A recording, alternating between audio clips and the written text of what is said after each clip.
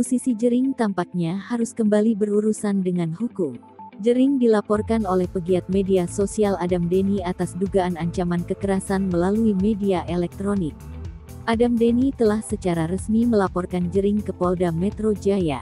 Terhitung sejak Sabtu, tanggal 10 Juli tahun 2021, laporannya sudah diterima polisi. Dikatakan Adam Denny, laporan polisi itu adalah haknya sebagai warga negara untuk melaporkan Jering. Ia lantas menjelaskan alasannya melaporkan kasus tersebut. Menurut Adam, sebelum dirinya mantap melaporkan Jering ke Polda Metro Jaya, ia sudah berusaha melakukan mediasi. Jering menuduh Adam Denny telah menghilangkan akun Instagram miliknya.